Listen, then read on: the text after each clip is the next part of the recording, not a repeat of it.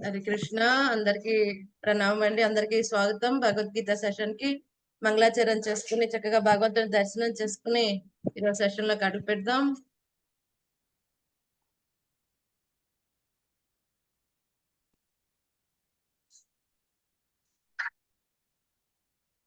బలదేవ్ జగన్నాథ్ సుభద్రమయ్య की जय, सुदर्शन भगवान की जय, निताय गौर प्रेमानंदे हरि हरि बोल।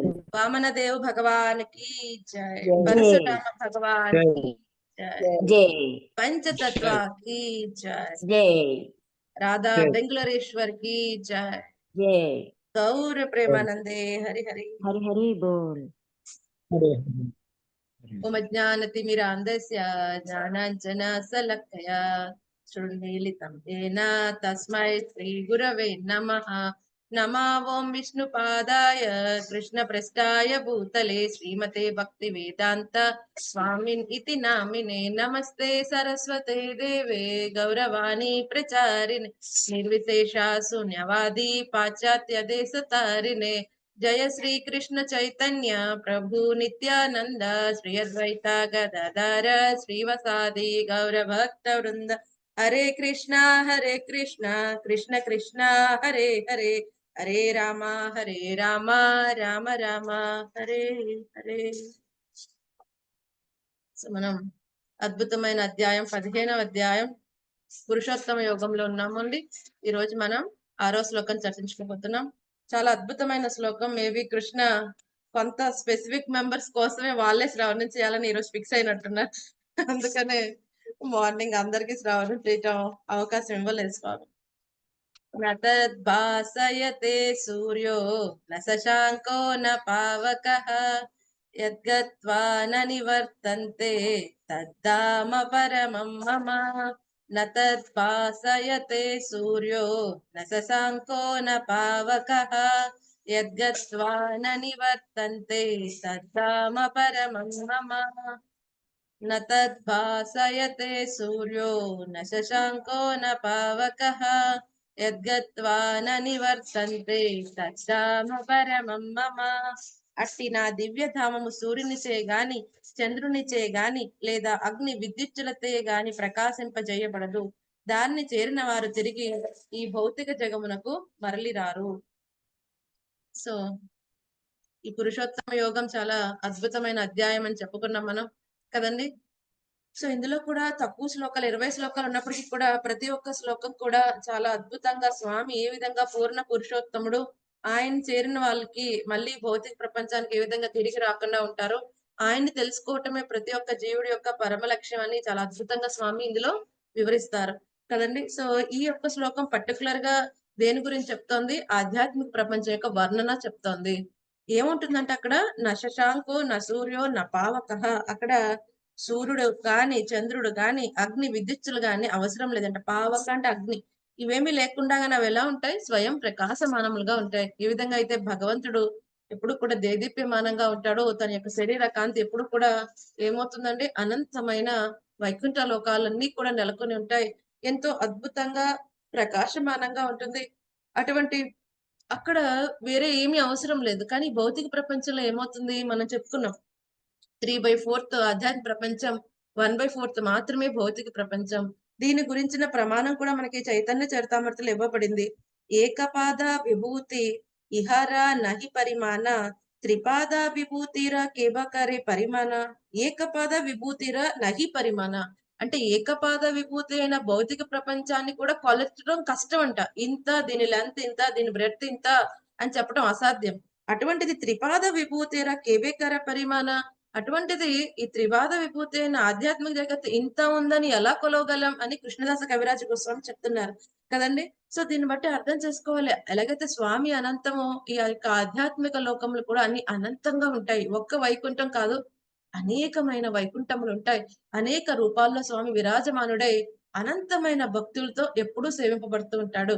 సో ఇక్కడ భౌతిక ప్రపంచంలో కేవలం ఉన్నది 1/4, మిగతా 3/4 అక్కడే ఉన్నారు. ఎలాగైతే ఇప్పుడు మనం చూస్తాం భౌతిక ప్రపంచంలో జైల్లో తక్కువ మంది ఉంటారు కదండి, బయట ఎక్కువ మంది, సమాజం బయటే ఉంటుంది. సో ఎవరైనా జైల్లో చూసో ఇదే లోకం ఇంతమందే ఉంటారు అనుకుంటే అమాయకత్వం కదండి. బయట ఇంకా చాలా ఎక్కువ మంది ఉంటారు. సో, జైల్‌లో ఎవరుంటారు? ఎవరైతే ప్రభుత్వానికి చెప్పిన దాన్ని వినట్లేదు, వ్యతిరేకంగా ఉంటున్నారు కదండీ! ఎవరైతే హీనమైన కార్యాలు చేస్తున్నారో, వాళ్ళకి వేరే వాళ్ళకి అపకారమైన కార్యక్రమాలు చేస్తున్నారో వాళ్ళని తీసుకెళ్ళి జైల్‌లో పెట్టేస్తారు. అలాగే ఎప్పుడైతే జీవుడు ఎప్పుడైతే జీవుడు భగవంతుడి కంటే వేరుగా కోరుకుంటున్నాడో, అప్పుడు ఈ భౌతిక ప్రపంచంలో పెట్టబడతాడు. ఈ యొక్క అధ్యాయం స్టార్టింగ్ లోనే చెప్పేసారు స్వామి. ఏమన్నారు? ఈ భౌతిక ప్రపంచం, ఆధ్యాత్మిక ప్రపంచం యొక్క రిఫ్లెక్షన్ కదండీ! ఆ రిఫ్లెక్షన్‌లో ఎప్పుడు పెట్టబడతాం? ఎప్పుడైతే కోరిక భగవంతుడి కంటే వేరుగా అనే ఒక కోరిక అనేది ఎప్పుడైతే వస్తుందో, అప్పుడు వెంటనే రిఫ్లెక్షన్‌లో పెట్టబడతాం. ఏ విధంగా అయితే ఒక నది పక్కన ఉన్నప్పుడు మామూలుగా అయితే ఆ చెట్టు మనకెప్పుడు కూడా వేళ్ళు పైకి, కొమ్మలు కిందకి కనిపించదు. ఎప్పుడు కనిపిస్తుంది? ఎప్పుడైతే నదీ తటం పక్కన ఉన్నప్పుడు, ఆ నదిలో దాని రిఫ్లెక్షన్ కనిపించినప్పుడు ఎలా ఉంటుంది? కొమ్మలన్నీ కిందకి, వేళ్ళన్నీ పైకున్నట్టు అనిపిస్తుంది. అలాగే మనం కూడా ఈ రిఫ్లెక్షన్‌లో ఎప్పుడు పెట్టబడతామంటే, ఎప్పుడంటే భగవంతుడి కంటే వేరుగా కోరుకున్నాం, అప్పుడే మనం ఈ రిఫ్లెక్షన్‌లోకి పెట్టబడతాం. కదండీ! ఈ రిఫ్లెక్షన్‌లోంచి బయటికి వెళ్ళాలి అంటే, ఆ కోరికనేది తీసివేస్తే, ఎలాగైతే ఆ నీటిని తీసేసామనుకోండి అక్కడ రిఫ్లెక్షన్ కనిపించదు. అలాగే ఈ భౌతికపరమైన కోరిక ఎప్పుడైతే తీసేస్తామో, మనకి వెంటనే ఆధ్యాత్మిక ప్రపంచంలోకి మళ్ళీ పెట్టబడతాం. కాబట్టి ఈ కోరిక అనేది అవుతుంది. సో, ఈ కోరిక ఏమవుతుంది? ఎప్పుడైతే ఈ కోరికతో వచ్చినప్పుడు ఏమవుతుంది? ఈ యొక్క భౌతిక ప్రపంచానికొచ్చినప్పుడు, ప్రకృతి ఆధ్వర్యంలో ఉన్నప్పుడు గుణాల చేత బంధింపబడతాం. సో, ఏమవుతుంది? ఈ వృక్షం, ఈ సంసార వృక్షం అనంతంగా పెరిగిపోతూ ఉంటుంది. ఎలాగ ఎప్పుడైతే మనం గుణాలకు సంబంధించిన కర్మలు చేస్తూ ఉంటామో, ఆ వృక్షం అలా పెరుగుతూ ఉంటుంది. మనం చూస్తాం. ఎటువంటి ప్లేస్‌లో ఇప్పుడు ఏదైనా బాగా నీరు సమృద్ధిగా ఉన్న ప్రదేశంలో బాగా పంట వస్తుంది.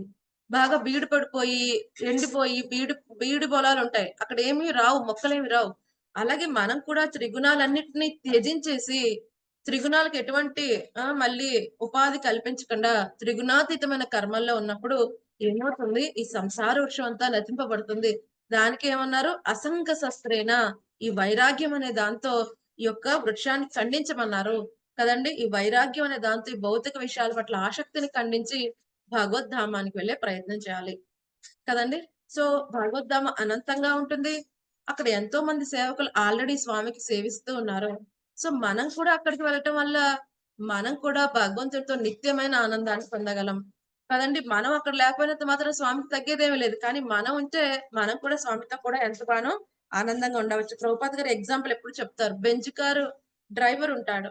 సో, ఎలాగైతే బెంజ్ కారులో ఓనర్ ఎంత కంఫర్ట్ ఫీల్ అవుతున్నాడో, డ్రైవర్ కూడా అంత కంఫర్ట్ ఉంటదా అండి? ఉండదా? బెంజ్ కార్‌లో వెళ్తున్నప్పుడు. ఆయన కాదు కాబట్టి ఆయనకేం ఉండదు మాతాజీ. అదొక యాంత్రికంగా చేస్తాడు. హుహుహు. కార్‌లో ఏసీ ఏసాం. ఓనర్‌తో పాటు డ్రైవర్‌కొస్తుందా రాదా? వస్తుంది మాతాజీ. వస్తుంది వస్తుంది మాతాజీ. కదా! వస్తుంది. సో, ఆ యజమాని జాబ్‌లో ఉంచినంత సేపు, ఆ యజమాని ఎంతగా హ్యాపీగా కారులో విహరిస్తున్నాడో, తినకి కూడా సౌకర్యాలన్నీ ఉంటాయి. కదండీ! తినకి కూడా సౌకర్యాలన్నీ ఉంటాయి. తన కారు కానప్పటికి కూడా. కానీ ఎప్పటి వరకు? ఆ యొక్క ఓనర్‌కి తను సేవ చేస్తున్నంత సేపు అంతవరకే. అలాగే మనం కూడా ఈ భౌతిక ప్రపంచం, ఆధ్యాత్మిక ప్రపంచం అంతా స్వామిదే. సో, మనం కూడా అవి ఎప్పుడు మనం ఉపయోగించుకోగలం? ఎప్పుడైతే భగవంతుని యొక్క సేవలో ఉన్నప్పుడు మాత్రమే. ఎలాగైతే బెంజ్ కార్ ఓనర్‌కి ఎలాగైతే ఏసీ ఆన్ చేసినప్పుడు ఓనర్ కోసం ఏసీ ఆన్ చేసినప్పుడు డ్రైవర్‌కి కూడా వస్తుంది. అలాగే భగవంతుని సంతృప్తి పరిచే విధంగా మనం ఎప్పుడైతే కార్యక్రమాలు చేస్తూ ఉన్నామో, ఆయన యొక్క అంశలం కాబట్టి మనం అప్రయత్నంగానే ఆనందంగా ఉంటాం. కాబట్టి భగవంతుని యొక్క సేవ మనం సర్వదా ఎంచుకోవాల్సిన విషయం. అకర్మ చేయాలి. సకర్మ చేయకూడదు. పుణ్యాల గురించి చేయకూడదు. వికర్మ చేయకూడదు. అకర్మ చేయమని చెప్తున్నారు. సో, వికర్మ చేస్తే ప్రాబ్లమ్ ఏమిటి? మనకు చెప్పారు కదా! క్షీణే పుణ్యే మృత్యలోకం విశంతి. పుణ్యం క్షీణించగానే మళ్ళీ భౌతిక ప్రపంచాన్ని పంపించేస్తారు. ఇది రంగుల రాట్నం లాగా ఉంటుంది. ఒక్కోసారి ఉన్నత లోకాలు, ఒక్కోసారి అధమ లోకాలు, ఒక్కోసారి ఈ యొక్క భూ ప్రపంచంలోకొస్తాం. రకరకాల 84,00,000 జీవరాశుల్లో తిరుగుతూ ఉంటాడు జీవుడు. కదండీ! సో, దీనికోసం ఏమని చెప్పారు స్వామి? దీనికోసం చక్కగా కాన్వాస్ చేస్తున్నాడు. రండి ఈ ఆధ్యాత్మిక ప్రపంచానికి రండి. కదండీ! 2 రకాల జీవులుంటారు. ఈ యొక్క జీవతత్వంలో 2 రకాలుంటాయి. బద్ధ జీవులు, ముక్త జీవులు. కదండీ! ఈ బద్ధ జీవులే నిత్య బద్ధ జీవులు అంటారు. ఎందుకంటే ఎప్పుడొచ్చామో తెలీదు. అనంత కాలం నుంచి ఈ యొక్క సంసార చక్రంలో పడి తిరుగుతున్నాం కాబట్టి నిత్యంగా బద్ధులై ఉన్నాం కాబట్టి నిత్య బద్ధులు అంటారు. ఎవరిని బద్ధుడు అంటున్నారు? దేని చేత బంధింపబడ్డాడు వీడు ఈ బద్ధుడు? ఈ గుణాల చేత, ఈ మిథ్యాహంకారం చేత బంధింపబడి ఉన్నాడు. ఎప్పటి వరకు నేను, నాది, నేనే చేస్తున్నా, నేనే యజమాని అని ఎప్పటి వరకు ఇలా ఆలోచిస్తూ ఉంటాడో, దేహపరమైన కార్యక్రమాలు చేస్తూ, గుణాలకు సంబంధించిన కార్యక్రమాలు చేస్తూ, ఈ 14 లోకాలను తిరుగుతూ ఉంటాడు. ఒక్కొక్కసారి సుఖం, ఒక్కొక్కసారి దుఃఖం అనుభవిస్తూ ఉంటాడు. స్వామి చెప్పారు కదా! మనస్సస్థాని ఇంద్రియాని ప్రకృతిస్థాని కర్షతి. మనసుతో కూడిన 6 ఇంద్రియంతో తీవ్ర సంఘర్షణ చేస్తున్నాడు. ఎవడు వాడు? నా యొక్క అంశ కదండీ! నా యొక్క అంశ అయిన జీవుడు ఈ విధంగా మనసుతో కూడిన 6 ఇంద్రియాలతో తీవ్ర సంఘర్షణ ఎందుకు చేస్తున్నాడు? భగవంతుని మర్చిపోవటం కారణంగా. అలాగే ఇంకొకళ్ళు ఉంటారు. ఎవరు? జీవన్ముక్తులు. వాళ్ళేం చేశారు? జీవన్ముక్తులు ఎవరైతే భౌతిక ప్రపంచంలో ఉన్నప్పటికీ కూడా వాళ్ళు ఈ భక్తితో సేవ ప్రారంభించి అందులో తీవ్రమైన ఉన్నత స్థితికి రావటం కారణంగా గుణాల చేత ఎఫెక్ట్ అవ్వకుండా ఉంటారు. ముక్త స్థితిలో ఉంటారు. ఏ విధంగా అయితే ఈ కొబ్బరి బురిడి అయిపోతుంది. ఆ షెల్‌లో ఉన్నప్పటికి దానికి అంటపడకుండా ఉంటుంది. ఆ విధంగా అయిపోతారు వాళ్ళు. ఆ తర్వాత ఆధ్యాత్మిక ప్రపంచానికి దేహం విడిచిపెట్టిన వెంటనే వెళ్ళిపోతారు. సో, అలాగే కొంతమంది ఆధ్యాత్మిక ప్రపంచంలో ఉంటారు. వాళ్ళెవరు? నిత్య దాసులు స్వామికి ఎప్పుడు కూడా నిత్యంగా స్వామిని సేవిస్తూ ఉంటారు. కదండీ! మనం కూడా ఒకప్పుడు నిత్యంగా అక్కడున్న వాళ్ళమే. కానీ ఏం చేసాం ఇప్పుడు? అక్కడి నుంచి ఇక్కడికొచ్చేసాం. ఎందుకని? భగవంతుడి కంటే వేరుగా కోరుకున్నాం కాబట్టి మనం బద్ధులైపోయాం. సో, ఎప్పుడైతే మళ్ళీ ఈ యొక్క ఎప్పుడు కూడా శాశ్వతంగా స్వామితోనే ఉండే స్థితిలో ఉండేవాళ్ళు ఈళ్ళేం చేస్తూ ఉంటారు? నిరంతరంగా స్వామిని కీర్తిస్తూనే ఉంటారు. ఆడికి ఎంతో అన్ని రకాల సౌందర్యవతులు అందరూ ఉన్నప్పటికీ కూడా భౌతిక విషయాల పట్ల వాళ్ళకి ఆసక్తి ఉండదు. వాళ్ళు స్వామిని సేవించడం తప్ప వేరేదేమి ఆలోచించని స్థితిలో ఉంటారు. అంత అద్భుతంగా ఉంటారు. అలాగని అక్కడ వైవిధ్యం ఉండదా? ఓహ్! చాలా మంది ఏమని చెప్తారు అక్కడంతా శూన్యం అండి. కేవలం లైట్. ఏం వెరైటీ ఉండదు. ఇక్కడే వెరైటీ అని అంటూ మాట్లాడుతూ ఉంటారు. సో, మరి మొదటి శ్లోకంలో స్వామి చెప్పినట్టు ఎక్కడైతే రియాలిటీలో ఏదైనా వెరైటీ లేకపోతే రిఫ్లెక్షన్‌లో కూడా వెరైటీ ఉండదు. ఇప్పుడు నేను తిలక్ పెట్టుకున్నాను కాబట్టి నా రిఫ్లెక్షన్‌లో నా తిలక్ కనిపిస్తుంది. నేను తిలక్ పెట్టుకోకపోతే నా రిఫ్లెక్షన్ ఎలా కనిపిస్తుంది? కదండీ! కనిపించదు. సో, అలాగే ఏదైనా ఒక చెట్టుకి కొన్ని ఫ్లవర్స్, ఫ్రూట్స్ ఉంటాయి. దాని రిఫ్లెక్షన్‌లో చూసినప్పుడు కనిపిస్తాయి. చెట్టుకి అసలు నిజమైన చెట్టుకే లేవనుకోండి రిఫ్లెక్షన్‌లో ఎలా కనిపిస్తాయి? అటువంటిది ఈ రిఫ్లెక్షన్‌లోనే ఇంత వెరైటీ ఉంది. ఎంతో కొంత ఆనందాన్ని ఇస్తుంది నీకు అంటే, ఆధ్యాత్మిక ప్రపంచంలో అవి నిజంగా శాశ్వతంగా ఉంటాయి. కదండీ! ఇక్కడైతే పూలేమవుతాయి కాల ప్రభావం అవుతుంది. పొద్దున్నే ఫ్రెష్‌గా ఉంటాయి. మధ్యాహ్నానికి కొంచెం వాడిపోతాయి. రాత్రికి మొత్తం పడిపోతాయి మొత్తం అంతా. అలాగే జీవుడు కూడా అంతే. ఈ దేహం కూడా అంతే అశాశ్వతంగా ఉంటుంది. ఒక్కొక్క దశ దాటుతూ చివరికి ఆ దేహాన్ని విడిచిపెడతాం. అశాశ్వతమైన దేహంలో ఇక్కడ ప్రకృతి ఇచ్చేదేంటి? అశాశ్వతమైన దేహంలో కాల ప్రభావం ఉంటుంది. కానీ ఆధ్యాత్మిక ప్రపంచం అలా కాదు. ప్రతీదీ కూడా ఫ్రెష్‌గా ఉంటుంది. నూతన చైతన్యంతో ఉంటుంది ఎప్పుడు కూడా. కదండీ! ఫ్రెష్‌గా ఉంటుంది. ఫ్లవర్ ఎప్పుడు వాడిపోవటం అనేది ఉండదు. ఎంత ఫ్రెష్‌గా ఉంటుందంటే, ఇక తుమ్మెదలు జూంకారం చేస్తూనే తిరుగుతూనే ఉంటాయి. అంత అందంగా ఉంటుంది. మనకి ఈ యొక్క వివరణ చక్కగా శ్రీమద్ భాగవతంలో ఇవ్వబడింది. ఎలా ఉంటుంది ఈ వైకుంఠ వర్ణన? 3వ స్కందం 15వ అధ్యాయం 14వ శ్లోకంలో ఈ ఆధ్యాత్మిక ప్రపంచం గురించి వర్ణన చాలా అద్భుతంగా ఇవ్వటం జరిగింది. ఎలా ఉంటుందంటున్నారు? చాలా అద్భుతంగా ఉంటుందంటే అక్కడ ఎలా ఉంటాయి? ఎవరు కూడా భౌతిక భోగవాంఛ లేకుండా భగవంతుని యొక్క సేవ యందే ఉంటారంట. పెక్కు వనాలుంటాయి, కల్ప వృక్షాలుంటాయి. అంటే కోరికలు ఏ కోరికైనా తీర్చే కల్ప వృక్షాలుంటాయి. ఇంకోటేమంటున్నారు? అన్ని ఋతువులందు ఫల పుష్ప భరితంగా ఉంటుంది. ఈ యొక్క ఋతువులోనే ఫ్లవర్స్ ఉంటాయి కాదు. ప్రతి ఒక్క ఋతువులో కూడా ఫలపుష్పం ఉంటాయి. ఇంకెలా ఉంటుందంట? పారిజాత, మందార, పద్మము, తులసి ఇవన్నీ కూడా ఉంటాయి. ఇంకొకటేంటక్కడ వైకుంఠవాసులక్కడ భార్యాభర్తల కింద ఉన్నప్పటికి కూడా వాళ్ళ యొక్క భార్యలు ఎంత సౌందర్యవతులు ఉంటారు. లక్ష్మీదేవిని పోలిన అందం కలిగి ఉన్నప్పటికీ కూడా వాళ్ళెప్పుడు కూడా మైథున సుఖం పట్ల అసలు ఆకర్షితులవ్వరు. దాన్ని చాలా తుచ్చంగా చూస్తారు. ఎందుకంటే ఎప్పుడూ కూడా భగవంతుని యొక్క గుణగణాలను వాళ్ళు కీర్తిస్తూ ఆ అద్భుతమైన విమానాల్లో కదండీ! ఈ యొక్క బంగారు ఆభరణాలు ఇవన్నీ ధరించి వాళ్ళు విహరిస్తూ ఉంటారు. భగవంతుని కీర్తిస్తూ ఉంటారు. మామూలుగా ఏదైనా ఒక అద్భుతమైన ప్రదేశం మనకి భౌతిక ప్రపంచంలో చూసినప్పుడు అది ఆకర్షింపబడి, ఓకే. ఇక్కడ కాసేపు కాసేపు చూద్దాం, కాసేపు రిలాక్స్ అవుదాం అనిపిస్తూ ఉంటది. అటువంటిది ఆధ్యాత్మిక ప్రపంచంలో ఎప్పుడూ ఫ్రెష్ గానే ఉంటుంది. అయినప్పటికి కూడా అటువంటి ప్రదేశాల్లో కొన్ని సుగంధభరితమైన పుష్పాలొచ్చినప్పటికి కూడా వాళ్ళు దేని పట్ల ఆకర్షితులవ్వరు. దేని పట్ల ఆకర్షితులవ్వకుండా ఏం చేస్తూ ఉంటారు? దాన్ని కూడా అసలు పట్టించుకోకుండా, అంతటి సౌందర్యాన్ని కూడా పట్టించుకోకుండా వాళ్ళు భగవంతుడి గుణగణాలను కీర్తిస్తూ ఉంటారు. ఇది ఆధ్యాత్మిక ప్రపంచం యొక్క అద్భుతమైన విషయం. ఇంకొకటేంటి ఆధ్యాత్మిక ప్రపంచంలో ఏం జరుగుతుంది? అసూయ అనేది ఉండదు. కదండీ! అంటే ప్రతి ఒక్కళ్ళకి కొంచెం కాంపిటీషన్ స్పిరిట్ ఉండవచ్చు. నేను బాగా సర్వ్ చేయాలని. కానీ అసూయ ఉండదు. భౌతిక ప్రపంచంలో ఏముంటుంది? కాంపిటీషన్ స్పిరిట్ కంటే ముందు అసూయ ఉంటుంది. నేను వాడిని చేసేయాలి. వాడికంటే ముందుకెళ్ళిపోవాలి. కదండీ! అసూయ ఉంటుంది. కానీ ఆధ్యాత్మిక ప్రపంచంలో అసూయ ఉండదు. చాలా వివరణ ఉన్నది కదండీ! ప్రతి ఒక్కరు కూడా వేరే భక్తుల్ని అప్రిషియేట్ చేస్తూ ఉంటారు. ఎక్కడైతే మనం ద్వేషం ఉన్నదో ఎవరిని అప్రిషియేట్ చేయలేం. ఇప్పుడు ఎవరినైనా మనం ద్వేషిస్తున్నాం అనుకోండి, వాళ్ళని అప్రిషియేట్ చేయడం చాలా కష్టం. చాలా కష్టం. ఎందుకంటే ఎవరైనా ఒకళ్ళు ద్వేషిస్తున్నప్పుడు వాళ్ళు రామ అన్నా సరే తప్పుగానే అనిపిస్తూ ఉంటుంది. అందులోనే తప్పులు ఎతుకుతూ ఉంటాయి. ఇంక వాళ్ళని అప్రిషియేట్ చేసేయటం అనేది చాలా పెద్ద విషయం. కదండీ! కానీ అదన్ ప్రపంచంలో అలా కాదు. ప్రతి ఒక్కరు చాలా పర్ఫెక్ట్‌గా ఉంటారు. ప్రతి ఒక్కరు భగవంతుడిని వాళ్ళ వాళ్ళ స్థితిలో వాళ్ళు ఆనందింపచేస్తూ ఉంటారు. ప్రతి ఒక్కరు వేరే వాళ్ళ సేవని ఎంత బాగానో గ్లోరిఫై చేస్తూ ఉంటారు. మనం చూస్తాం ఈ యొక్క మందార, ఈ యొక్క పారిజాత కదండీ! ఈ యొక్క పద్మం ఇవన్నీ కూడా ఎంతో అద్భుతమైన దేవతా వృక్షములు ఇవన్నీ కూడా మాలతి ఇవన్నీ కూడా. కానీ ఎప్పుడైతే తులసి వచ్చిందో వీళ్ళందరూ గ్లోరిఫై చేస్తారు. "ఓ తులసి దేవి నీ యొక్క వాసన ఆవిడ ఈ పుష్పం కాకపోయినా ఆకైనా నీకంటే స్వామికి ఎంతో ఇష్టం. సో నువ్వెంతో తపస్సు చేసి స్వామిని మెప్పించావు. నువ్వంటే స్వామికి ఎంతో ప్రియమని" తులసి దేవిని గ్లోరిఫై చేస్తారు. అలాగే ఎప్పుడైతే ఈ యొక్క పువ్వులు ఎంతో ఫ్రెష్‌గా ఉంటాయి కదా! ఎప్పుడు కూడా. ఆ తుమ్మెదలు జూంకారం చేస్తూ తిరుగుతూ ఉంటే, అవేం పాడుతూ ఉంటాయి? కృష్ణ కృష్ణ కృష్ణ భగవంతుని యొక్క నామం తీసుకుంటూ ఉంటాయి.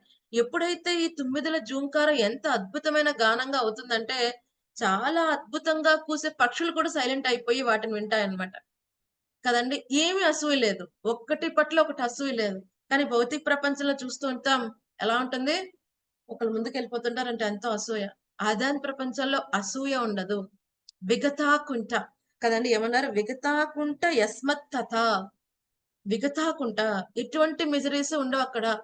కదండీ! కుంఠ అంటే సమస్యలు. ఈ 14 లోకాలు ఆ బ్రహ్మ భువనారలోక పునరావృతున అర్జున అని చెప్పేసాడు స్వామి. ఈ 14 లోకాలు ఎక్కడికెళ్ళి మళ్ళీ తిరిగి రావాల్సిందేనయ్యా. అంతే కాకుండా ఇవేంటవి? దుఃఖాలయం అశాశ్వతం. దుఃఖాలయం దుఃఖాలతో కూడి ఉంటుంది. ఎలాగైతే హిమాలయ పర్వతాల్లో హిమం మంచే దొరుకుతుంది. అక్కడ వేడి నీళ్ళు తయారు చేసినా మళ్ళీ ఫ్రాక్షన్ ఆఫ్ సెకండ్స్‌లో మళ్ళీ మంచయిపోతుంది. కదండీ! ఇక్కడ సుఖం ఉంది అనుకుని ఫీల్ అయ్యే లోపల ఇంకో దుఃఖం వచ్చేస్తుంది. ఆచార్యులేమంటారు 2 సుఖాల మధ్యన 2 దుఃఖాల మధ్యన గ్యాపే వచ్చే సుఖం. సో కాల్డ్ సుఖం. అది సుఖం కానే కాదు. సుఖం అనుకుంటాం అంతే. కోటింగ్ అంతే. అంతకంటే లేదు. కోటింగ్ లాంటి దుఃఖం అంతే. ఆ! సుఖం అనే కోటింగ్ లాంటి దుఃఖం అది కూడా. సో, ఆ విధంగా మనం ఇక్కడ పొందేదంతా కూడా నిజమైన సుఖం కానే కాదు. కదండీ! ఏదైతే ఆధ్యాత్మిక ప్రపంచంలో వాళ్ళు పొందేదే నిజమైన సుఖం. అక్కడ ఆధ్యాత్మిక, ఆది దైవిక, ఆది భౌతిక క్లేశాలుండవు. జన్మ, మృత్యు, జర, వ్యాధి ఉండదు. కదండీ! ఎప్పుడు కూడా సచ్చిత్ ఆనందమయ దేహంతో ఎంతో ఆనందంగా ఉంటారందరూ. ఇక్కడ మరి భౌతిక ప్రపంచంలో ఉండేదేంటి? అసత్, అచిత్, నిరానంద. అసత్ అశాశ్వతమైన దేహం. అచిత్ అజ్ఞానంతో కూడిన దేహం. నిరానంద ఆనందం లేని దేహం. ఎప్పుడైనా ఆనందాన్ని ఇస్తుందా? ఇప్పుడే ఆహా! చాలా బాగున్నాను అనుకున్నప్పుడు ఏ కాలో చెయ్యో పట్టేస్తుంది. లేకపోతే ఎవరో వచ్చి ఏదో అంటారు. ఏదో గుర్తొస్తుంది. లేదు అంతా బావుంది. శరీరం చాలా బావుంది. ఎప్పుడో ఎవరో ఏదో 10 సంవత్సరాల క్రితం ఏదో అనేసారు. ఎంతో ఏడ్చేసాం అయిపోయింది. ఆ వ్యక్తి సడెన్‌గా కనిపిస్తాడు. లేకపోతే ఎవరో ఫోటో చూస్తాం. ఎవరో ఆ వ్యక్తి గురించి మాట్లాడతారు. కదండీ! లేకపోతే ఏదో ఏదో విషయం ప్రకారం మనకొక జరిగిన దుస్సంఘటన గుర్తొస్తుంది. అంతే. మనసు పాడైపోతుంది. కదండీ! లేకపోతే వేరే జీవుల నుంచి.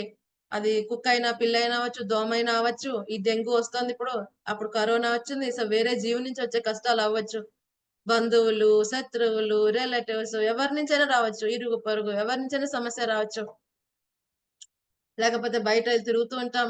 ఎవరు ఎప్పుడొచ్చి ఎలా ఢీకొనేస్తున్నారో తెలియట్లేదు. రోడ్ మీద వెళ్తున్న వాళ్ళనే గుద్దేస్తున్నాయి కార్లు. కదండీ! వాళ్ళు ఎటువంటి సరిగ్గా వాళ్ళ చక్కగా ఫుట్‌పాత్ మీద నడుస్తున్నా మళ్ళీ ఇంటికి సేఫ్‌గా వస్తాం లేదా అన్న పరిస్థితొస్తుంది. ఎందుకని? అటువంటి వ్యక్తులు ఉన్న సమాజంలో మనం కూడా ఉంటున్నాం. కాబట్టి అవి కూడా తీసుకోవాల్సి ఉంటుంది. అలాగే ప్రకృతి వైపరీత్యాలు ఇప్పుడు చూడండి ఎంత పెద్ద పెద్ద వర్షాలొచ్చేస్తున్నాయి. కదండీ! ఈ వర్షాలు రావటం కారణంగా ఎంతో మంది ఇళ్ళన్నీ కూడా జల ప్రళయం అయిపోతున్నాయి. ఏమవుతుంది? ప్రకృతిని మనం తీసేసుకుంటున్నాం. సో, మరి ప్రకృతి మళ్ళీ మనకి దానికి తగ్గ పనిష్మెంట్ ఇస్తోంది. కదండీ! సో, ఎక్కడైతే ఈ యొక్క సరస్సులు అవన్నీ ఉంటాయో పూడ్చేస్తున్నారు. కాబట్టి మళ్ళీ అవెక్కడికెళ్తాయి నీరు? మళ్ళీ మన దగ్గరికే వచ్చేస్తున్నాయి. కదండీ! వాటిని మనం తీసేసుకుంటున్నాం. సో, అవి మనని తీసేసుకుంటున్నాయి. సో, ఈ విధంగా ఏం చేస్తున్నాం? ఒక్కొక్కసారి ఏమవుతాయి? అధిక కరువు, అధిక వర్షాలు, అధిక ఎండలు కదండి. తీవ్రమైన చలి ఇవన్నీ కూడా కదండీ. భూకంపాలు, ప్రళయాలు ఇవన్నీ ఏంటి ఆధ్యాత్మిక, ఆది భౌతిక క్లేశాలతో ఎప్పుడు కూడా ఇక్కడ సతమతం అవ్వాలి. కానీ వైకుంఠం, విగతాకుంట అక్కడ ఎటువంటి సమస్యలే ఉండవు. కేవలం భగవంతు నామస్మరణ చేస్తూ, శ్రవణ కీర్తన చేస్తూ, ఆయనతో రకరకాల సేవలు చేస్తూ నిత్యంగా ఎంతో అందరూ కూడా ఆనందంగా భగవంతుని సేవిస్తూ ఉంటారు. ఏ ఒక్క జీవుడు కూడా అసంతృప్తిగా ఉండడు. అయ్యో! అక్కడ చెట్లు కూడా సాటిస్ఫై అయిపోయి ఉంటాయి. ఎందుకంటే స్వామిని సేవిస్తూ ఉంటే అవి కూడా కదండీ! స్వామి వస్త్రములు సంతోషంగా ఉంటాయి. స్వామిని సేవిస్తూ ప్రతీదీ పర్సన్ అక్కడ. ప్రతీదీ పర్సన్. ఆధ్యాత్మిక ప్రపంచంలో ప్రతీదీ పర్సన్. స్వామి యొక్క వస్త్రం పర్సన్. స్వామి యొక్క ఫ్లూట్ పర్సన్. ప్రతీదీ పర్సన్. సో, ప్రతీదీ సేవ చేస్తూ ఉంటాయి. కదండీ! సో, చుట్టూ ఉన్న వాళ్ళందరూ కూడా స్వామి గుణగణాలు కీర్తిస్తూ ఉంటారు. సో, ఈ విధంగా అటువంటి ఆధ్యాత్మిక ప్రపంచం గురించి అవగాహన లేని వాళ్ళు ఇక్కడే ఉండే ప్రయత్నం చేస్తూ ఉంటారు. అందుకని స్వామి చెప్తున్నాడు ఫస్ట్ నుంచి కూడా ఈ అధ్యాయంలో ఈ యొక్క ప్రపంచం, భౌతిక ప్రపంచం గురించి వివరణ ఇచ్చాడు. ఎందుకని? ఈ వివరణ తెలిస్తే ఇక్కడ ఉండకుండా ఆధ్యాత్మిక ప్రపంచానికి వెళ్ళే ప్రయత్నం చేస్తాం. భక్తి సిద్ధాంత సరస్వతి ఠాకూర్ అంటారు, "ఈ భౌతిక ప్రపంచం it's like a toilet." So, టాయిలెట్‌లో దేమొస్తుంది? దుర్గంధమే వస్తుంది.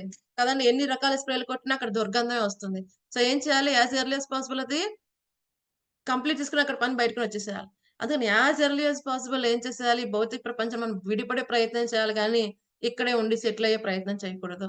కదండీ! ఇప్పుడు రైల్లో ప్రయాణం చేస్తున్నాం. ఏం చేస్తాం? పక్కన వ్యక్తి సరిగ్గా మాట్లాడట్లేదు. బెడ్ సరిగ్గా లేదు. పక్కన వాళ్ళు సౌండ్ పెట్టారు. సో, ఈ విధంగా కంటిన్యూయస్‌గా కంప్లెయింట్ చేస్తూ ఉండి మన డెస్టినేషన్ వచ్చాక కూడా దిగలేకపోయామనుకోండి. వృధా. ఎందుకెక్కామో తెలీదు. ఎందుకు దిగకుండా ఉన్నామో తెలీదు. సో, మనం కూడా ఏం చేస్తున్నాం? ఇంత గొప్ప మానవ జన్మ వచ్చింది. అయినప్పటికీ కూడా దాన్ని కూడా వృధాగా గడిపేస్తున్నాం. మిగతా జంతుజాలంలో ఉన్నప్పుడు ఏ విధంగా అయితే ఆహార, నిద్ర, భయం, మైథునంచ ఈ 4 కార్యక్రమాలు ఎలాగైతే ఉంటున్నాడో ఇంత ఉత్తమమైన మానవ జన్మ వచ్చింది. ఇక ఈ భౌతిక ప్రపంచం అనే ట్రైన్ దిగి ఇంటికి వెళ్ళిపోవాల్సిన సమయం వచ్చింది. అయినా సరే ఏం చేస్తున్నాం? పక్కనోళ్ళతో, వాళ్ళతో, వీళ్ళతో అందరితో పెట్టుకొని, ద్వేషాలు పెట్టుకొని, కాంపిటీషన్ పెట్టుకొని ఏం చేస్తున్నాం?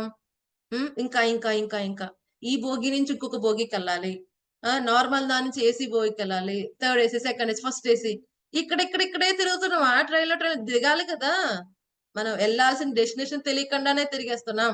కాబట్టి ఇప్పుడు ఎవరైనా ఒకళ్ళు బాగా పెట్రోల్ కొట్టించుకొని కార్‌లో వెళ్తున్నారనుకోండి. ఎక్కడికి వెళ్తున్నారంటే అలా వెళ్తామండి. ఎక్కడికెళ్తే అక్కడికెళ్తాం అంటే వాడంత మూర్ఖుడు లేడు. ఒక డెస్టినేషన్ పెట్టుకొని కరెక్ట్‌గా వెళ్ళాలి. కదండీ! సో, అలాగే మన జీవితం యొక్క పరమ లక్ష్యం ఏమిటంటున్నారు? ఆ పరంధామాన్ని చేరటం. ఆ స్వామిని చేరి సేవించుకోవటం. అక్కడికి వెళ్ళడానికి మనకి క్వాలిఫికేషన్ కావాలి. ప్రతి ఒక్క చోటకి వెళ్ళడానికి క్వాలిఫికేషన్ కావాలి. కదండీ! ఇప్పుడు వేరే దేశాలకు వెళ్ళాలంటే దానికి తగ్గ డాక్యుమెంట్స్ అన్ని సబ్మిట్ చేస్తే గాని వాళ్ళు ఎక్కనివ్వరు. కదండీ! సో, అలాగే భగవద్ ధామానికి వెళ్ళడానికి కూడా స్వామి కొన్ని క్వాలిఫికేషన్స్ అడిగాడు. భక్తాష్టకం చెప్పాడు స్వామి. 12వ అధ్యాయం 13 శ్లోకం నుంచి 20 శ్లోకం వరకు నా భక్తులకి ఈ క్వాలిటీస్ ఉంటాయన్నాడు. సో, స్వామి ఏం చెప్పలేదు. ఒక 2, 3 లక్షలు దానం చేసేసేయి. నా టెంపుల్ కట్టించేసేయి వచ్చేస్తా. ఈ క్వాలిటీస్ అన్ని డెవలప్ చేసుకోమంటున్నాడు. కదండీ! ఈ డెవలప్‌మెంట్ చేసుకోవాలి ఇవన్నీ కూడా క్వాలిటీస్. అప్పుడు మనం భగవద్ధామానికి వెళ్తాం. మనకి బ్రహ్మ సంహితలో స్వయంగా బ్రహ్మదేవుడు ఈ ఆధ్యాత్మిక ప్రపంచ వర్ణన గురించి ఎంతో అద్భుతంగా చెప్తారు. ఏమంటున్నారు?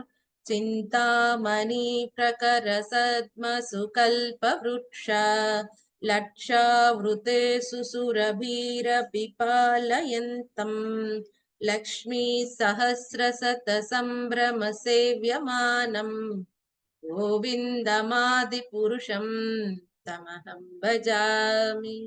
ఎలా ఉంటుందంట ఆ ధామం? బ్రహ్మదేవుడు స్వయంగా చూస్తున్నాడు. ఆయన చూస్తూ మెడిటేట్ చేస్తున్నాడు ఆ ధామం మీద. బ్రహ్మ సంహితలో గ్లోరిఫై చేస్తాడు. ఆ గోలోక వృందావనం ధామం ఎలా ఉంది? చింతామణి సమూహంతో నిర్మించబడింది. కదండీ! ఎంతో వాల్యుబుల్ స్టోన్స్‌తో, ఎమరల్డ్స్, రూబీ ఇటువంటి ఎంతో నీల రాయి ఇవన్నిటితో సఫైర్ ఇవన్నిటితో కూడా అలదబడి ఎంతో అందంగా దేదీప్యమానంగా ఉంటాయి. ఏమని చెప్తారు? ఆ వాల్స్‌కి కళ్ళున్నాయా చూస్తున్నాయన్నట్టుగా ఎంతో అద్భుతంగా ఉంటాదంట. మనకిప్పుడేంటి గ్రానైట్ ఏయించుకుంటే అబ్బా! పాలరాతి ఇల్లండి మాది.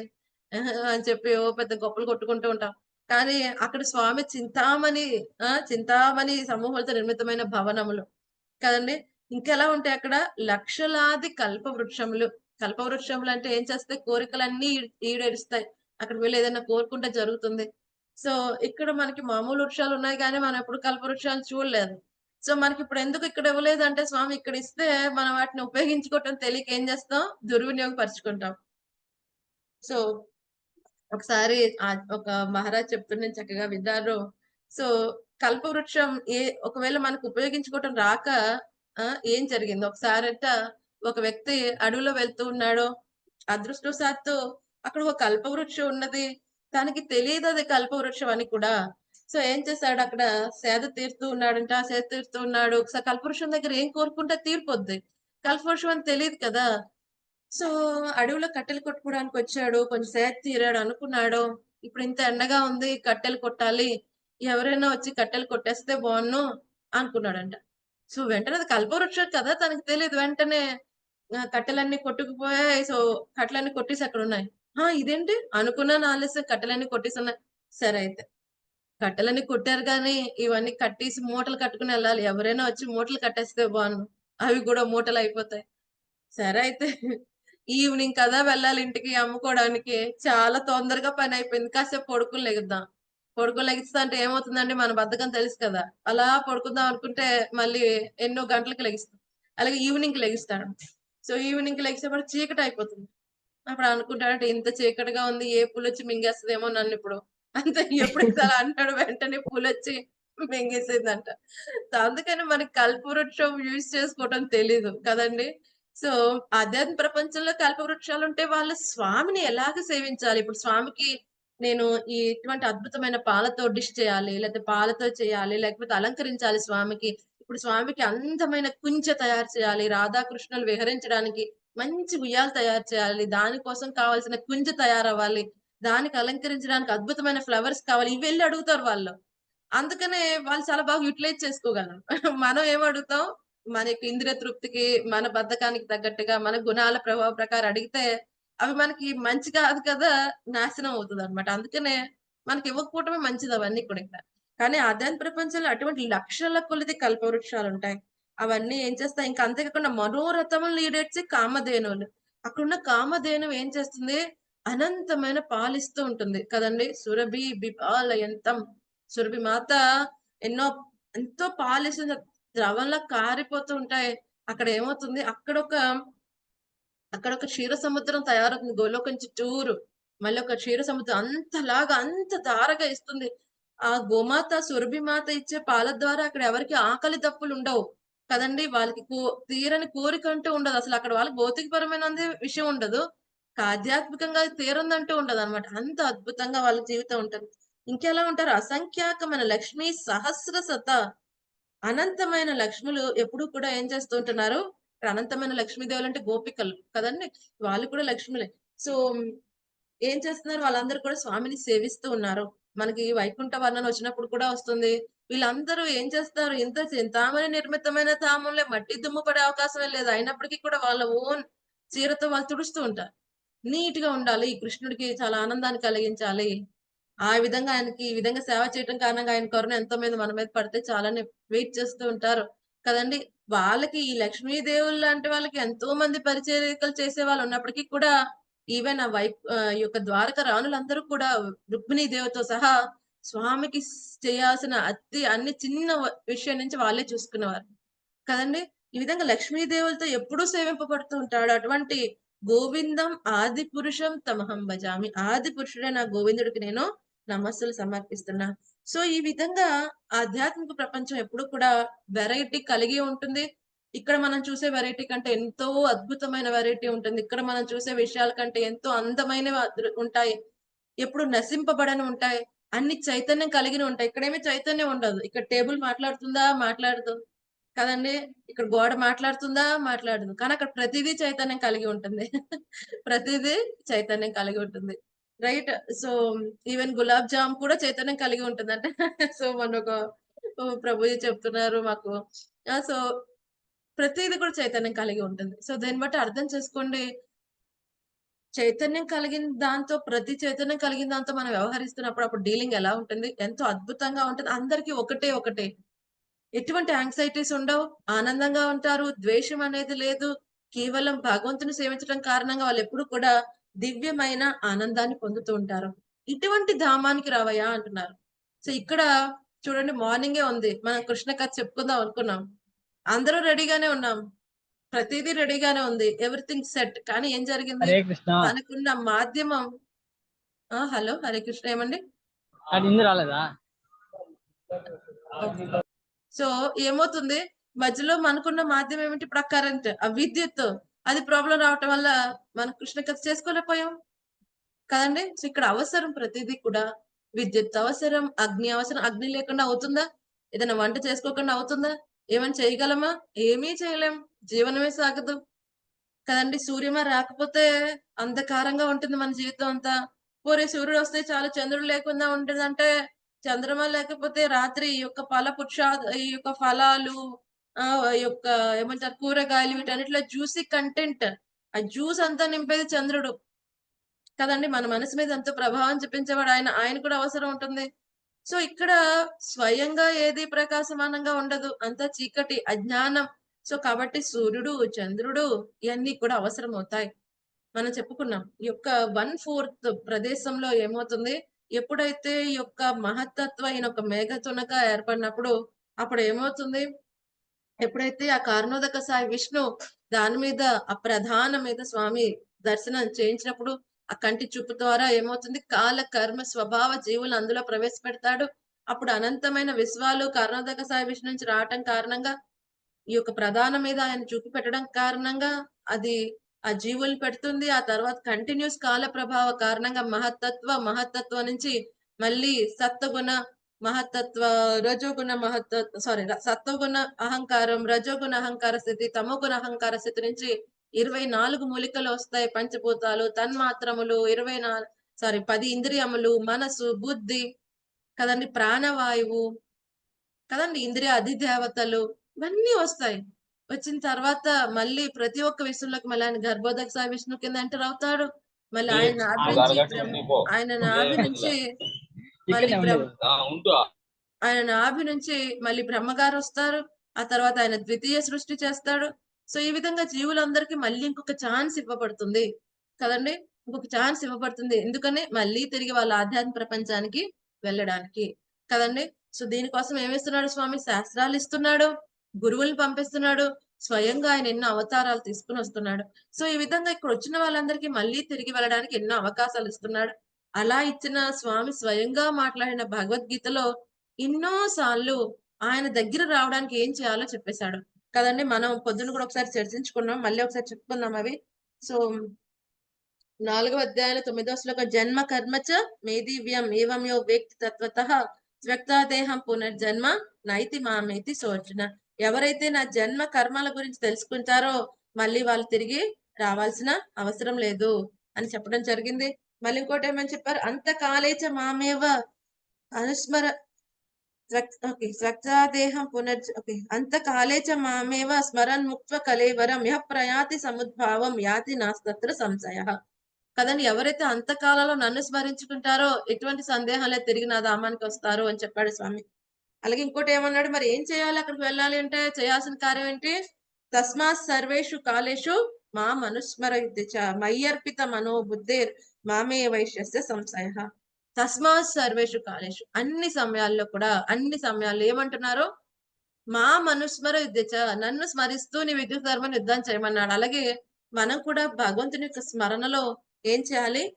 మన యొక్క విద్యుత్ ధర్మం క్షత్రియ, శూద్ర, బ్రాహ్మణ, వైశ్య, స్త్రీ, పురుష ఏదైతే అది వాళ్ళు ఏ ఆశ్రమంలో ఉంటే వాళ్ళది భగవంతుని యొక్క ప్రీత్యర్థం సంసిద్ధి హరితోషణం మనం చేయగలిగితే మనం ఏమంటున్నారు? మామే వైశ్యస్య సంశయ, ఎటువంటి సందేహం లేకుండా నన్ను పొందుతారు అని చెప్పారు కదండి. సో ఈ విధంగా మనం భగవంతుడు పదే చెప్తున్నాడు. ఇక మాముపేత్య పునర్జన్మ దుఃఖాలయం అశాశ్వతం నాప్నువంతి మహాత్మాన సంసిద్ధిం పరమాగత. ఈ దుఃఖాలయం అశాశ్వతమయ్యా, కానీ నా ధామానికి వచ్చిన మహాత్ములు, భక్తి యోగులు సంపూర్ణత్వాన్ని పొందుతారు, మళ్ళీ అనిత్యమైన ఈ జగత్తుకు తిరిగి రారు. ఇన్ని సార్లు స్వామి చెప్తున్నాడంటే ఇది ఎంత ఇంపార్టెంట్. మనకి ఏదో ఒక సమయంలో దాన్ని వింటాం అని తెలుసుకుంటామని స్వామి చెప్తున్నాడు, ఆచార్యులు చెప్తారు కదండి. ఒకళ్ళు ఈ ఆచార్యుడు ఎక్కడి నుంచి వస్తున్నారు? భగవంతునికి నిత్య పార్షదులు ఆధ్యాత్మిక ప్రపంచం నుంచి వస్తున్నారు జీవులందరిని ఉద్ధరించడానికి. సో వాళ్ళకి తెలుస్తుంది కదండి. ఎలాగైతే ఇప్పుడు ప్రైమ్ మినిస్టర్ గారి ఇల్లు ఎలా ఉంటుంది, ఎటువంటి లైట్స్ ఉంటాయి, ఎలా ఉంటుంది, అక్కడ ఉన్న ఫెసిలిటీస్ ఏంటి చెప్పాలంటే ఒకటి ప్రైమ్ మినిస్టర్ గారు చెప్పాలి, లేకపోతే ఆయన పర్సనల్ అసిస్టెంట్ చెప్పాలి. సో ఇక్కడ ఆధ్యాత్మిక ఆచారులు అక్కడ ఆల్రెడీ చూసి వచ్చిన వాళ్ళు, ఇక్కడ నుంచి దర్శించగలుగుతున్న వాళ్ళు. అందుకని వాళ్ళు చెప్తారు. వాళ్ళ దగ్గర నుంచి వినవచ్చు. లేకపోతే స్వయంగా కృష్ణుడు చెప్పినప్పుడు వినవచ్చు. కదండీ! ఇప్పుడైతే మనకంతా టెక్నాలజీ వచ్చేసింది. అమెరికాలో ఎలా ఉంటున్నాయి ఇల్లు అవన్నీ కూడా వీడియోస్ చేసి పెడుతున్నారు. ఇదివరకు రోజుల్లో ఎవరైనా వెళ్లి వస్తే వాళ్ళని అడిగి తెలుసుకుంటేనే తెలిసేది అమెరికా అంటే ఎలా ఉంటుంది. లేకపోతే చార్‌ధామ్ ఎలా ఉంటుంది. లేకపోతే పూరీధామ్ ఎలా ఉంటుంది. తిరుపతి అప్పుడెంత కష్టంగా ఉండేది. కదండీ! వెళ్లి రావాలంటే. వెళ్లొచ్చిన వాళ్ళు చెప్పాలి ఎలా ఉంది? ఏమేమి దాటి వచ్చారు? ఎలా చూసారు? కదండీ! అంతేగాని వీడియో చూడటం అటువంటివేమీ లేవు. వాళ్ళొచ్చిన వాళ్ళు చెప్తే తెలుస్తుందంతే. అలాగే ఇప్పుడు మనకి ఇంత టెక్నాలజీ వచ్చినప్పటికి కూడా ఆధ్యాత్మిక ప్రపంచాన్ని వీడియో తీసి చూపించడం కష్టం. ఎందుకంటే అది భౌతికమైనది కాదు. సరే అయితే మరి ఎలా వినాలి? శబ్ద ప్రమాణం ద్వారా తెలుసుకోవాలి. శబ్ద ప్రమాణం అంటే వేదాల ద్వారా శాస్త్రములు ఏమేమి చెప్తున్నాయి, గురువు ముఖత దాన్ని అర్థం చేసుకొని, దాని మీద నమ్మకం ఉంచి, గురువుని, శాస్త్రాన్ని, భగవంతుని నమ్మకం ఉంచి, ఆ ప్రదేశం గురించి వివరం చక్కగా అర్థం చేసుకొని, అక్కడికి వెళ్ళడానికి ఆసక్తిని మనం పెంపొందించుకోవాలి. ఇదే మన జీవితం యొక్క లక్ష్యం కదండీ! అంతేగాని ఇక్కడిక్కడే ఈ రూమ్ నుంచి ఆ రూమ్‌కి లేకపోతే ఈ బోగి నుంచి ఆ బోగికి ఎళ్ళటం పెద్ద శ్రేయస్కరమైన విషయం ఏం కాదు. కదండీ! జైల్‌లో నార్మల్ రూమ్ నుంచి ఏసీ రూమ్‌కి షిఫ్ట్ అయినంత మాత్రాన జైల్‌లో ఉన్నట్టే కదండీ! సో, వెండి సంకెళ్ళు కదండీ! అయితే బంగారు సంకెళ్ళు, వజ్రం సంకెళ్ళేసుకొని ఏమేయించుకున్నా సంకెళ్ళే ఇక్కడే ఉండాలి. బయటికి రావటం కుదరదు. కాబట్టి భౌతిక ప్రపంచం నుంచి ఏదైతే మనం బయటికి తీసుకొని వెళ్తుందో అటువంటి ఈ యొక్క భక్తియుత సేవను మనం ఆశ్రయించాలి. సో, ఏం చేయాలి? భక్తియుత సేవను ఆశ్రయించి చేయాల్సింది మనం గురువుని ఆశ్రయించాలి. గురుముఖత ఇన్‌స్ట్రక్షన్స్ ఎలా చేయాలి ఏంటని తెలుసుకోవాలి. భక్తుల యొక్క సాంగత్యంలో భక్తిని చక్కగా ఆచరించగలిగితే, ఈ యొక్క ఆధ్యాత్మిక విషయాల పట్ల మనకు ఆసక్తి పెరుగుతుంది. శ్రద్ధ, సాధు సంగ, భజన క్రియ, స్లోగా భజన క్రియ జరుగుతూ ఉంటే ఏమవుతుంది? అనర్థ నివృత్తి. అనర్థాలన్నీ నివృత్తి అయిపోతూ ఉంటాయి. అంటే ఈ భౌతిక విషయాల పట్ల ఆసక్తి, ఎన్నో కల్మషాలు, కామ, క్రోధ, లోభ, మోహ, మదం, ఆశ్చర్యాల నుంచి నివృత్తి అవుతుంది. స్లోగా నిష్ఠ, స్థిరత్వం వస్తుంది భక్తిలో. కదండీ! సో, పొద్దున మనం శ్రవణం చేసుకోలేకపోయాం. మళ్ళీ ఇప్పుడు చేసుకోవాలన్న ఆసక్తి మీ అందరికీ ఉంది. ఎంతో ఆనందం కలిగింది నాకు. కదండీ! సో, నేను అనుకున్నాను ఎంతమంది వస్తారో కనీసం ఇద్దరు జాయిన్ అయినా సెషన్ తీసేద్దాం అనుకున్నా. బట్ చాలా అదృష్టం మీ అందరూ జాయిన్ అయినందుకు నాకు చాలా సంతోషంగా ఉంది. ఇది నిష్ఠ. కదండీ! స్థిరత్వం రావాలి భక్తిలో. రుచి, టేస్ట్ ఉండాలి. కదండీ! నిష్ఠ, రుచి, ఆసక్తి. ఇప్పుడు ఎలాగైతే భౌతిక ప్రపంచంలో వాళ్ళకి ఎంత ఆసక్తి ఉంటుంది భౌతిక విషయాల పట్ల ఒక హీరో పుట్టినరోజైనా, హీరో పెళ్లి రోజైనా, హీరో సినిమా రిలీజ్ అయినా వాళ్ళకి అభిషేకాలన్నీ ఎంత చేసేస్తాయి. ఎంత ఆసక్తి వాళ్ళంటే. వాళ్ళకి భౌతిక విషయాల పట్ల ఎంత ఆసక్తి ఉందో మనకు అంతకంటే డబుల్, ట్రిపుల్ లక్షల రెట్ల ఆసక్తి కృష్ణ భగవాన్ పట్ల పెరగాలి. అటువంటిది ఆసక్తి, భావ, ప్రేమ ముందు స్టేజే భావ. ఎలా అంటే పువ్వు ముందు ఒక బడ్ రూపంలో ఉంటుంది కదా! ఆ బడ్ జస్ట్ వికసించే పువ్వు ముందు ఉన్న బడ్ షేప్ భావ. తర్వాత ప్రేమ. కదండీ! ఆ స్థితికి మనం వెళ్ళాలి అంటే ఏం చేయాలి? భక్తుల యొక్క సాంగత్యంలో మనం భక్తిని ఆశ్రయించాలి. కేవలం వస్త్రం మార్చేసి బయట తిలక్ పెట్టాం, కంటి మాల పెట్టాం అంటే సరిపోదు. లోపల కూడా మనం యొక్క శుభ్రం చేయాలి. క్లీనింగ్ ప్రాసెస్ జరుగుతూ ఉండాలంటే కృష్ణ కథా శ్రవణం ఎప్పుడూ మనం చేస్తూ ఉండాలి. సరే అయితే ఒక అద్భుతమైన శ్లోకం చెప్పుకుందాం. సో, ఇది హరిభక్త విలాస్‌లో వస్తుంది. మనకి యాక్చువల్‌గా ఇది వాయు పురాణంలో ఉంది. రైట్. వాయు పురాణంలో ఇవ్వబడింది ఈ శ్లోకం. ఆ వాయు పురాణంలో ఉన్న ఈ శ్లోకాన్ని మనకి శ్రీల సనాతన గోస్వామి వారు హరిభక్త విలాస్‌లో పెట్టారు. సో, దీని చాలా అద్భుతమైన శ్లోకం. చక్కగా మనం దీన్ని ఒకసారి చూద్దాం. నారాయణో నామ నరో నారాయణాం ప్రసిద్ధచౌ కథితా పృథివ్యం అనేక జన్మార్జిత పాపసాయం హరతి అశేషం శృతమాత్ర ఏవ. ఏమంటున్నారు? నారాయణో నామ నరో నరాణాం ప్రసిద్ధ చౌరః కథిత పృథివ్యం. ఏమన్నారు? నారాయణో నామ నరో. ఈ నరులలో ఒక అద్భుతమైన దొంగ తిరుగుతూ ఉన్నాడంట. ఎవరంట? ఆ ప్రసిద్ధమైన చోరుడెవరు? హరి. ఈ హరి ఏం చేస్తున్నాడంట? అనేక జన్మార్జిత పాపనాశ్యం. కదండీ! హరతి అశేషం శృతమాత్ర ఏవ. శృతమాత్ర ఏవ. కేవలం హరి అన్న నామం వింటేనే, నారాయణ అన్న నామం వింటేనే ఆయన ఏం చేస్తున్నాడంటే ఇంత అద్భుతమైన దొంగ ఈ చోరుడు ఏం చేస్తున్నాడంట? ఎన్నో జన్మల బట్టి ఆర్జించుకున్న పాపాలన్నీ తొలగించేస్తున్నాడు కదండి. సో సో చాలా మంది ఏమంటారు, హరిస్తాడు అంటున్నారు. ఏం హరిస్తాడు? అనేక జన్మల నుంచి మనం పోగు చేసుకున్న పాపములన్నీ హరిస్తాడు. అంతేగాని మన ఆస్తులేం స్వామికి అవసరం లేదండి. సహస్ర లక్ష్ములు సేవిస్తున్నారు కాబట్టి అటువంటి బిల్వమంగళ ఠాకూర్ కూడా చెప్తారు. ఇటువంటి గొప్ప చూరుడు ఎక్కడైనా ఉంటాడా? ఇటువంటి చూరుడు ఎవరైనా ఉంటారా? కేవలం శ్రుతవ్య ఆయన గురించి నారాయణ అని ఎవరైనా శ్రద్ధగా అంటున్నప్పుడు విన్నా వాడి పాపాలు తొలగిపోతాయి. అటువంటిది మనం పఠించగలిగితే, ఆయన్ని సేవించగలిగితే, అంతకాలంలో స్మరించగలిగితే అంతే నారాయణ స్మృతి. సుఖదేవ్ గోస్వామి చెప్తారు పరీక్షిత్ మహారాజ్‌కి ఏం చేయాలి? మరణ సమయంలో అంతకాలంలో నారాయణ ఏమనాలి? నారాయణ. భగవంతుని స్మరించగలిగితే మన జీవితం మళ్ళీ తిరిగి భౌతిక ప్రపంచానికి రాకుండా ఉంటాం. సో దయచేసి మనం ఏం చేయాలి? కృష్ణ కథని పదే పదే శ్రవణం చేస్తూ కదండి ఈ టేస్ట్ డెవలప్ చేసుకునే ప్రయత్నం చేయాలి కదండి. సో నేను మీకు ఆల్రెడీ ఒకసారి చెప్పాను. ఏమవుతుంది? సో మనం చాలా సార్లు ఎవరైతే రెడీగా ఉన్నామా అంటే రెడీగా ఉన్నాం అంటాం. సో ఇప్పుడు ఎవరైనా వచ్చి సరే అయితే భగవద్ధామానికి వెళ్ళడానికి విమానం రెడీ రండి అంటే ఎంతమంది రెడీగా ఉంటారు చెప్పండి. సో ఇప్పుడు మనం అయితే 11 మంది very short group sweet group మనం జాయిన్ అయ్యాం. కుదిరితే వీడియోస్ ఆన్ చేయండి. రైట్? మామూలు అప్పుడు ఇంత అవకాశం దొరకదు మనకి. అందరూ ఉంటారు 60 మందితో మాట్లాడటం చాలా కష్టం. సో ఇది very closed group. So so చెప్పండి ఇప్పుడు పొరపాటున ఇప్పుడు ఎవరైనా వచ్చారు సాధువు ఎవరునో మహారాజు ఎవరో వచ్చారు. సరే అయితే నా దగ్గర టికెట్స్ ఉన్నాయి. Anyone want enter Vaikuntha Viman is ready. So ఎంతమంది రెడీ? మాతాజీ ఒక్కరే ఎత్తారు. అందరూ ఇంట్లో రెడీగా ఎవరు ఉంటారు లేరు. మాతాజీ. సునీత హరిబాబు మాతాజీ ఇంట్లో ఎవరు లేరు కాబట్టి ఎత్తేసారు. వెనకాల ఎవరు చూడట్లేదు. అందరూ రెడీగా ఉంటారు మాతాజీ. రెడీ మాతాజీ అందరూ. So very nice. డెఫినెట్ గా ఇప్పుడు జాయిన్ అయిన 10 మంది అయితే కన్ఫర్మ్ గా రెడీగా అయి ఉండాలి. లేకపోతే వాళ్ళకి పొద్దున్న అయిపోయింది మళ్ళీ 10 కన్నా విషయమే గుర్తుండదు చాలా మందికి కదండి. అయిపోయింది కథ అయిపోయింది అనుకుంటుంది. Very nice wonderful. సో ఎప్పుడైతే మనం రెడీగా ఉండాలి, భక్తుడైన వాడు రెడీగా ఉండాలి. ఎలాగైతే హాస్టల్లో ఉన్న పిల్లలు రెడీగా ఉంటారా లేదా? రెడీగా ఉంటారు ఇంటికి ఎప్పుడు వెళ్ళాలా అని. నాకు బాగా గుర్తు, నేను డిప్లొమాలో శ్రీకాకుళం పంపించారు నన్ను. అప్పుడు ఫ్రీ సీట్ వచ్చిందని అప్పటికి వెళ్ళిపోయాం. సో వెళ్ళిన తర్వాత కానీ తెలియలేదు ఇంటి నుంచి వెళ్తే ఎలా ఉంటదని. వెళ్తే బాగుంటదని, ఇంటి నుంచి వెళ్ళిపోతే బాగుంటది అనుకుని తెలుసు కానీ ఎంత బాగుంటుందో వెళ్ళిన తర్వాత అర్థమైంది. మళ్ళీ ఇంటికి వస్తే గానీ ఆ వాల్యూ తెలియకుండా పోయింది కదండి. అప్పుడు ఎప్పుడైనా ప్రతి వారం రెడీగా ఉండేదాన్ని నేను. ప్రతి వారం బ్యాగ్ సర్దిసేదాన్ని. డాడీ వచ్చి తీసుకెళ్ళిపోండి. మా డాడీ ఏమో వస్తున్నా అనేవారు. మళ్ళీ ఈవినింగ్ చెప్పేవారు ఈ వారం కదా నెక్స్ట్ వారం. అలాగా 6 నెలలు నన్ను ఉంచుతారు అక్కడ. ఆ తర్వాత ఇంకా కష్టపడి చదవాల్సి వచ్చింది అనుకోండి. బట్ ఏమైంది, ఎవ్రీ వీక్ నేను రెడీ. సో నేను ఏదైతే స్నాక్స్ ఏవైతే తెచ్చుకున్నామో ఏదైతే ఉన్నాయో అందరికి డిస్ట్రిబ్యూట్, నేను 4 రోజులు వెళ్ళిపోతాను. మీరు అందరూ తీసేసుకోండి నాకేది వద్దు. సో మళ్ళీ వారం మళ్ళీ కూర్చుని ఆడటమే. మళ్ళీ ఇంకొక వారం కదండి.